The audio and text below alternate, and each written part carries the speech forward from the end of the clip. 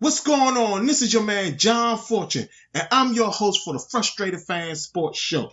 Now, today's show was supposed to be my mock draft show, but I had to get into this. I'm going to drop my mock draft show this Thursday or maybe probably this Friday because I just had to sit up here and talk about a lot of the stuff going on in the NFL right now. The first thing I'm going to talk about is,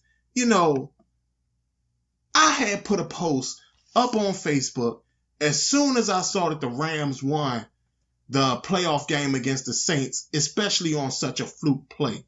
Now, I know a lot of people don't like conspiracy theories and things of that such nature, but there's sometimes that where there's every conspiracy theory, there has to be some type of something behind one, right? Because there has to be something that doesn't make sense, that makes you feel that at the end of the day, certain things don't all line up. And for me, I know a lot of people may not agree with me on this, but I'm going to say this. Tom Brady is retiring this year.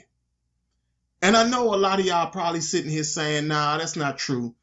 I think he's retiring this year, and I think that the NFL didn't want people to know that he was retiring this year because everybody know that currently right now, if the playoffs had went the way that they did, knowing that they were going to go this way, knowing that the Patriots were going to make the Super Bowl again, knowing that the Patriots are going to win the Super Bowl again, and things of that such nature, and Tom Brady goes out on top as the greatest quarterback to ever walk into the NFL, everybody would be highly pissed off. Everybody would sit up there and talk about how fake the NFL is and how bad the NFL really is for giving Tom Brady and the Patriots and all that everything they wanted. Now, I'm going to tell y'all this. Is it a conspiracy theory? It might be, but at the same time, I think that there's validation to a lot of this stuff. One, I'll say this. When Tom Brady and the Patriots first won their Super Bowl against the St. Louis Rams, they were considered the underdogs. In that Super Bowl, they were considered the underdogs. They weren't supposed to beat the high-flying St. Louis Rams, best show on turf and everything like that. They were not supposed to beat these guys. And yet and still, they found a way to beat them at the end of the game with Adam Vinatieri as their kicker.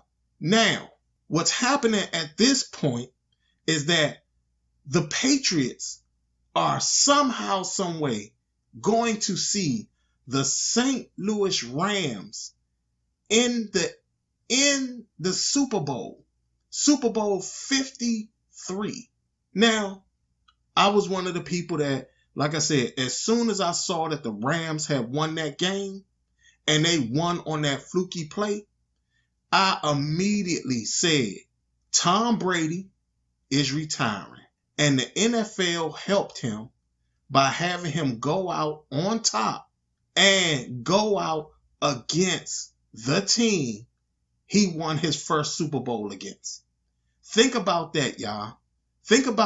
Analyze that. That makes a great movie story. Think about that. Like, you don't think that the Tom Brady biopic is going to be amazing with him coming in there and he wasn't that good of a player and he got drafted so low, but his heart and his grit won out, and he became the phenomenal quarterback that he is, and he won all these Super Bowls, and he basically beat his idol, and he's better than his idol, the great Joe Montana, and now all of a sudden, at the end of his career, people said he wouldn't be able to do it. He wouldn't be able to make it. He wasn't that good. And all of a sudden, he accomplished what no other quarterback could accomplish.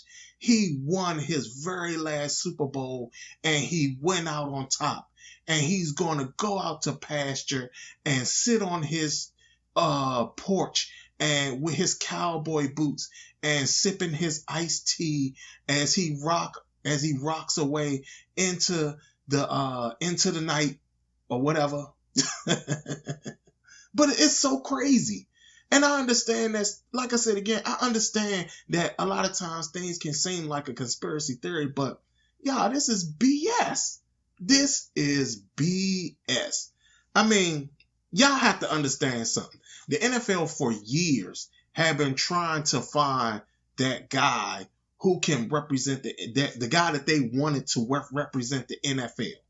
And Tom Brady checks off all the things that they wanted. This is why I honestly feel that Tom Brady has won all these years. How is a team like the New England Patriots built like they are? Every other team feels the need that they need several superstars, several key players, several amazing talent and things like that. But for some reason, the Patriots never need that. They never need that top wide receiver. They never need that top running back. They never need the top offensive line. They never need the top defense. They never need the top corners. They only need a few guys who want to come and play. Man, this has got to be the biggest crapper, whatever it is. Now, I'm not a Patriots hater, but like I said, to me, this is the NFL and what they've always done. They've always wanted that quarterback that epitomizes what an NFL quarterback should be. You know, for years, it was Joe Namath. You know, the guy, he plays in New York. All the ladies love him.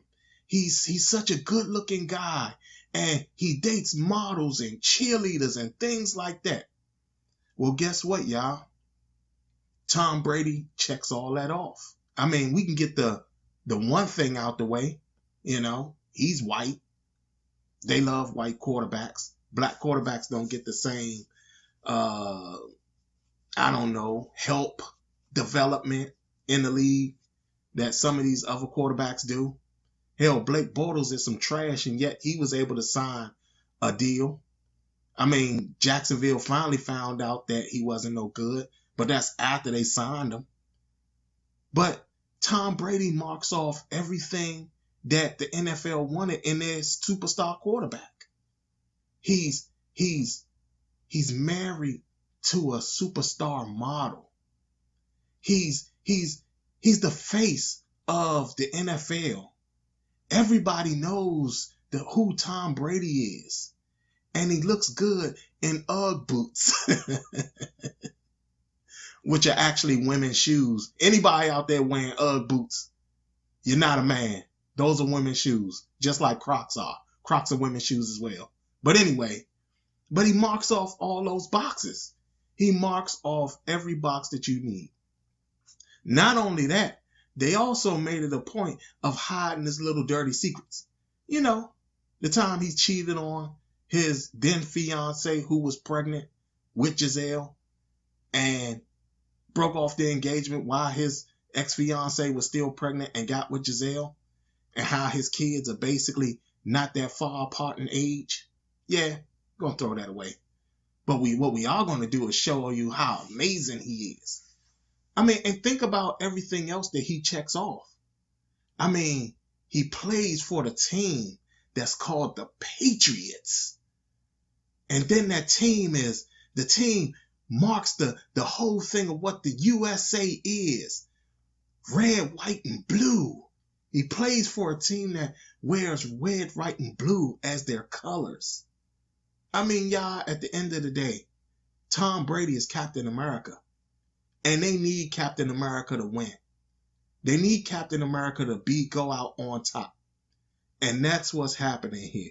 I honestly feel that the NFL has found a way to dupe us as an entire fan base to the point at where this team has been winning for pretty much a whole decade. A whole decade. Now, we can talk about the Pittsburgh Steelers, but the Pittsburgh Steelers haven't had this type of success. I mean, especially with one quarterback. And it's incredible to sit up here and watch as the NFL has sat up here and made us all believe that all of our teams had a chance. Even at the beginning of the playoffs, they were already talking about the underdog Patriots. The Patriots aren't as good as they used to be. And this is a team that just showed up in the Super Bowl the last year and won. Has been to 8 straight AFC championship games. 3 straight Super Bowl appearances. Are you kidding me? They're the underdogs in this? Compared to like the San Diego Chargers, who haven't won anything? Kansas City Chiefs, who Andy Reid still has that lingering thing on his back, where he's practically like the new Marty Schottenheimer of the NFL. I mean, he wins, but he never wins the big one. And we saw this coming. We saw this coming. Like I said, this is like the textbook story, the perfect story for the perfect quarterback, for him to go out on top. And it's a shame that we've sat up here and did everything we could to support the NFL as much as we can and watch as they screwed us over. I'm pretty sure that, like a lot of us, we're tired of seeing the Patriots. We're tired of Tom Brady. We're tired of Bill Belichick. The only people that aren't tired are those lucky bastards in Boston. Because damn it, if these people don't sit up here and have a damn championship every damn year in every damn sport, I'm pissed off because I'm from Washington and we only got the Stanley Cup. In the past couple years, in the past 20 years, we've seen 1 championship. Damn, Boston has seen like 50. Jesus. But while I'm on the Redskins, I need to talk about them too. And I told y'all several shows ago that we are like the Dallas Cowboys when it comes to the coaches in the NFL now. We are identical to the Dallas Cowboys when it comes to the coaches. And I know a lot of you are probably saying, John, well, how do you get that? Well, Greg Minuski is back as our defensive coordinator. Greg Minuski is back as our defensive coordinator. This guy is an awful play caller. He doesn't adjust that well in games, and yet we feel the need to bring him back a second time. I mean, hell, even if nobody was coming, we could have just at least just fired him. Just fired the man. Just get him up out of here. Because now we got to go into another season with this guy at the helm of our defense. He's stifling our young talent. Our young talent isn't going to develop the way they need to develop or be what they need to be as long as we got a coach that cannot sit up here and call plays or make adjustments in game. This guy doesn't even blitz like he's supposed to. He doesn't even know how to blitz the right guys. What the hell is Ryan Kerrigan doing in pass coverage? Huh? I mean, and y'all say, and I know a lot of y'all are like, well, how does that make us like the Cowboys? Okay, let's talk about that. The Cowboys head coach is Jason Garrett, who was their what? Backup quarterback. Before then, they had Dave Campo. He replaced, I think it was Wade Phillips or something like that. I remember Dave Campo. Then all of a sudden, they had Barry Switzer, who was the owner's friend.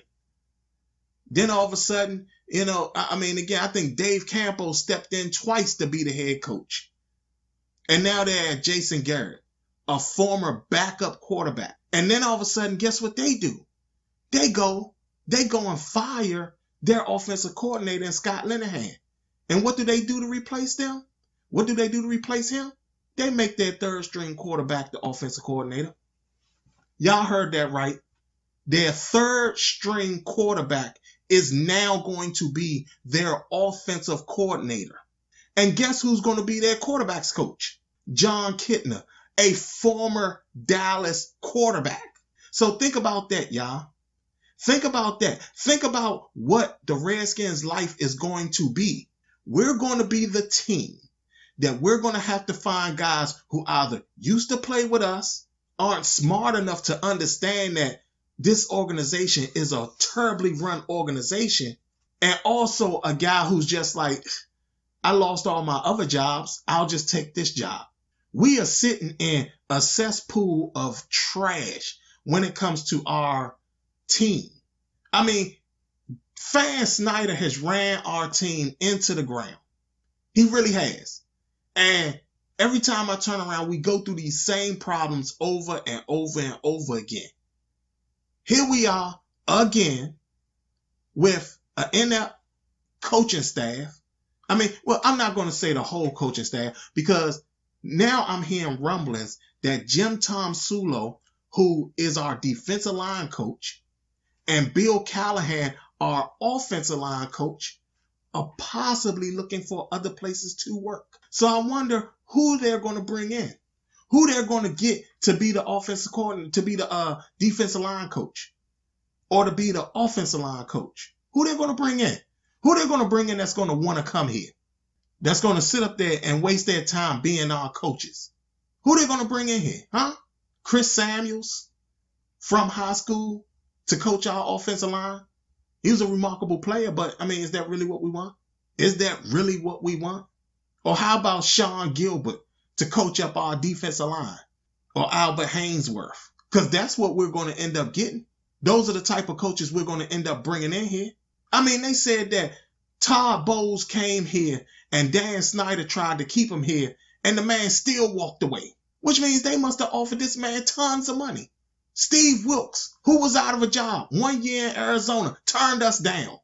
Greg Williams, again, came back, took the interview as a favor to Doug Williams, also turned us down.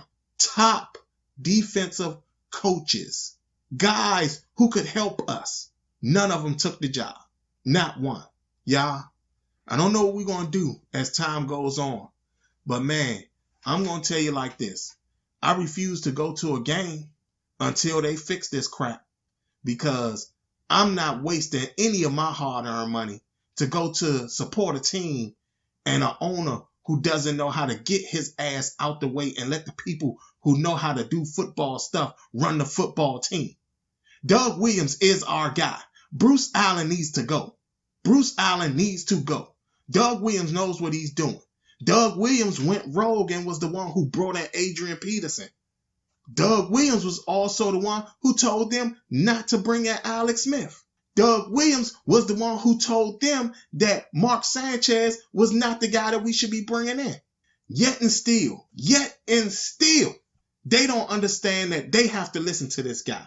Remember, Doug Williams was there with Tony Dungy helping to build that Tampa Bay defense that ended up being one of the most stellar defenses around. He helped build that Tampa Bay team, you know, the one that fired Tony Dungy and then brought on John Gruden and won the Super Bowl with Brad Johnson, our former quarterback. I'm sorry about this rant, y'all, but I just had to do this because I was so blown about this. But y'all, leave a comment. Tell me if this is just a conspiracy theory. Tell me if y'all feel the same way I do about the Tom Brady thing. Let me know how y'all feel about Greg Minuski still coming back as our defensive coordinator. And also let me know if y'all also feel that we're going in the direction of the Cowboys, where we're sitting up there and just hiring coaches from internally or guys who are former players. Like I said, like, subscribe, comment, do all that. I'm your man, John Fortune, and this is the Frustrated Fan Sports Show.